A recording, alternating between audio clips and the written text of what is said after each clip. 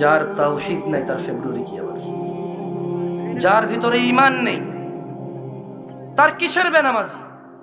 যে ঈমান বুঝে না, যে তাওহীদ বুঝে না, তার ফেব্রুয়ারি কি, বড়দিন কি, জিনা কি, ব্যভিচার কি, মদ কি, সুদ কি, মারামারি কি, হত্যা কি, দুর্নীতি কি, তাকে বুঝে তো লাভ নাই। মনে রাখবেন, 14ই ফেব্রুয়ারি থেকে নিষেধ করে লাভ নেই। কারণ 14ই ফেব্রুয়ারি ওই সকল মানুষ যায় যারা তাদের রবকে বোঝেনি।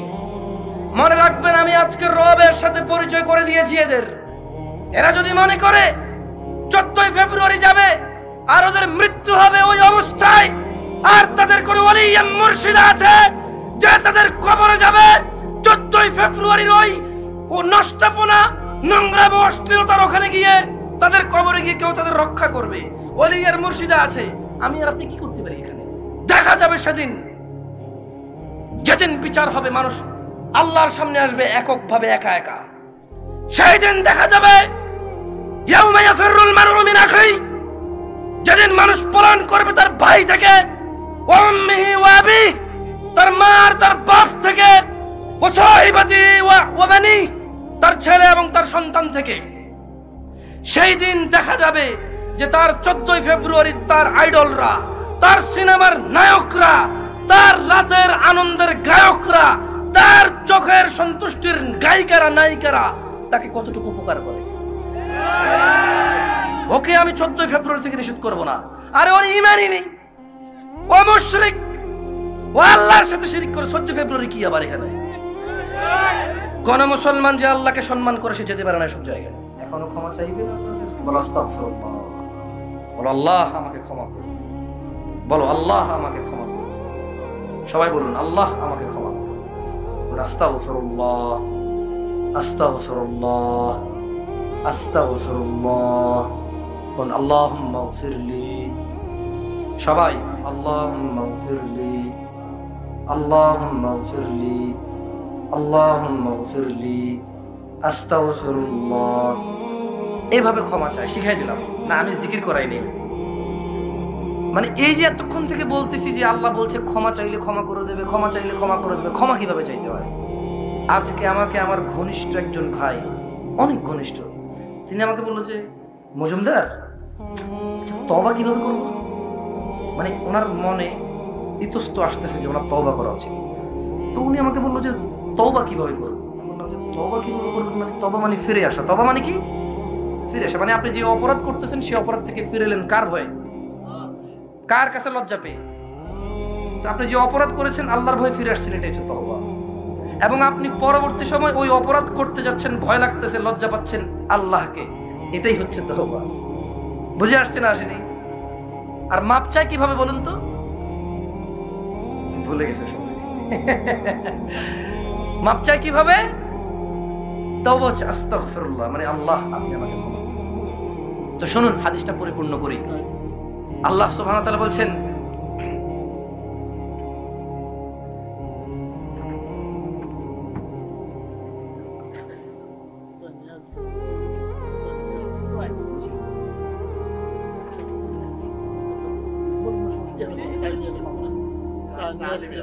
আমাকে চা? ও আচ্ছা আচ্ছা আচ্ছা, ঠিক আছে, সরি বুঝিনি আমি। আচ্ছা আচ্ছা আচ্ছা, ঠিক আছে। আচ্ছা, আউযু বিল্লাহি মিনাশ শাইতানির রাজিম। কোরআনগঞ্জের মানুষ, কোরআন পড়েন আপনারা? আমার গ্রাম, আপনার গ্রাম, আমাদের বন্ধু বান্ধব সবার গ্রাম কিন্তু প্রায় একরকম। মনটা শক্ত হয়ে গেছে, কোরআনুল কারীম তেলাওয়াত করুন। আর আপনাকে বলি, ওয়াজ মাহফিল শুনেন, ঠিক আছে, সবই ঠিক আছে।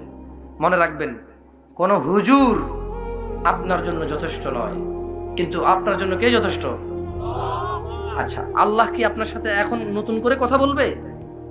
এই কোরআনুল কারীম কার বই? কার কথা?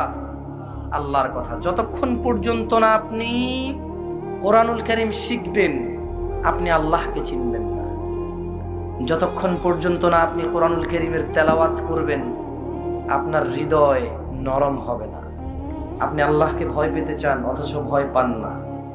আপনি চান অপরাধ মুক্ত জীবন গড়তে, অথচ আপনি অপরাধ মুক্ত জীবন গড়তে পারছেন না। আপনি প্রতিদিন মনে করেন যে এইবার আমি অপরাধ ছেড়ে দেব, আর অপরাধ করবো না, কিন্তু হয়ে ওঠে না। কিভাবে হবে বলুন? হৃদয়ে যে জং লেগে আছে, শয়তান যে আপনার পিছে পড়ে আছে, সে তো আপনাকে জাহান্নামে নিয়ে রাখা পর্যন্ত আপনাকে ছাড়বে না। তাই আপনাকে অনুরোধ করে বলছি, শুনুন, কোরআনুল কারীমের তেলাওয়াত অত্যন্ত জরুরি আল্লাহকে চেনার জন্য। এই যে আপনি আপনার বাপের ছেলে, ঠিক না? তা আপনার বাপের কোথায় কি জমি আছে, জায়গা আছে, আপনি কতটুকু পাবেন কতটুকু পাবেন না, এটা বোঝার জন্য দলিল দরকার। কি দরকার? RSCS খতিয়ান দরকার আল্লাহকে বোঝার জন্য। এবং মানুষ নিজেকে চিনবে যে আমি তুচ্ছ একটা মানুষ, অথচ অপরাধ করে আসমান জমিনের মালিকের সাথে। আমি ওই মানুষ যে নিজের ইচ্ছায় নিঃশ্বাস নিতে পারি না, এটা এটা এটা আমার আয়ত্তে নাই। বলুন তো, নিঃশ্বাস কি মানুষের আয়ত্তে আছে? এই যে নিঃশ্বাস নিচ্ছেন আপনি, আমি, এটা কি আমাদের আয়ত্তে? আপনি যখন কোরআনুল কারীমের তেলাওয়াত করবেন, শুনুন, তখন আপনি অবাক হবেন যে আপনি আল্লাহর কাছে কত তুচ্ছ, অথচ তারপরে আল্লাহ আপনাকে কত ভালোবেসেছে আমার ওসিলায়, এবং আমাকেও যদি জান্নাত দেয় তিনি রহমান। শুনুন, যে শেষ হাদিসটা পড়ে চলে যাওয়ার কথা ছিল, আল্লাহ সুবহানাহু ওয়া তাআলা বলেন,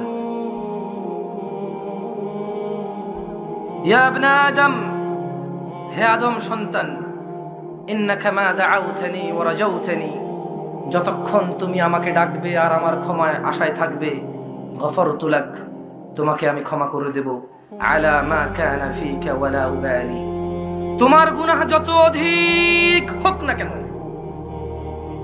কে বলছে? কে বলছে? আল্লাহ বলছে যে হে আদম সন্তান, যতক্ষণ আল্লাহকে ডাকবে আর ডেকে মনের মধ্যে আশা করবে যে আল্লাহর কাছে ক্ষমা চেয়েছি, তিনি ক্ষমাশীল, ইনশাআল্লাহ ক্ষমা করে দেবে। আল্লাহ তাই বলছে যে তখন ডাকবা, ক্ষমার আশা করবা, ক্ষমা করে দেব। আচ্ছা, কতটুকু ক্ষমা করবে? এবার আল্লাহ বলছে আলা মা কানা ফিকা ওয়ালা উবালি, তোমার গুনাহ যত অধিক হোক না কেন আল্লাহ পরোয়া করবে না। সুবহানাল্লাহ।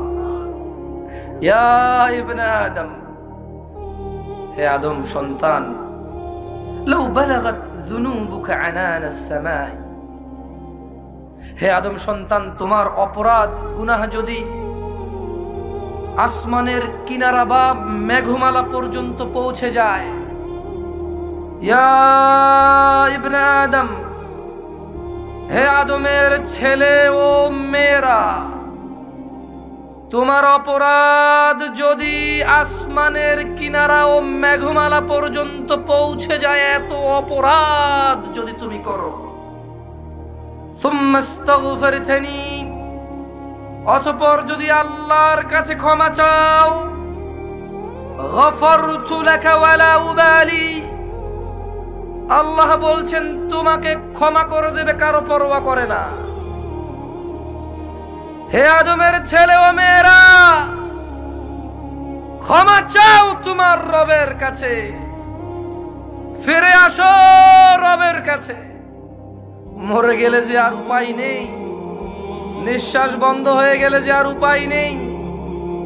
আদম সন্তান, তোমার গুনাহ যদি আসমান অথবা মেঘমালার কিনারা পর্যন্ত পৌঁছে যায়, আল্লাহ বলছে তুই ক্ষমা চা, ক্ষমা করে দেব, কারো পরোয়া করি না। সুবহান আল্লাহ বলছেন ইয়া ইবনে আদম, হে আদম সন্তান, ইন্নাকা লাউ আতাইতানি বিকুরাবিল আরদি খাতিআ, হে আদমের ছেলে মেয়ে, যদি তুমি পৃথিবী পরিমাণ, পুরো পৃথিবী গুনাহ দিয়ে ভোজাই করে, পুরো পৃথিবী গুনাহ দিয়ে পরিপূর্ণ করে যদি আল্লাহর কাছে যাও, সুম্মা লাকিতানি লা তুশরিকু বি শাইআ, আল্লাহ বলছে যদি তুমি জমিনটাকে পরিপূর্ণ করে ফেলো গুনাহ দিয়ে, আর তুমি আল্লাহর সঙ্গে কাউকে শরীক না করো, যদি তুমি শরীক না করো, আজকের দাওয়াতের মূল দাওয়াত আমার শিরিক করো না। তোমাকে যদি এখন বলি কি কি শিরিক, তুমি এখান থেকে উঠে চলে যাবা, আমাকে মারতে আসবা, আমাকে গালি দিবা, আমার দরকার নেই বলার। ভাই,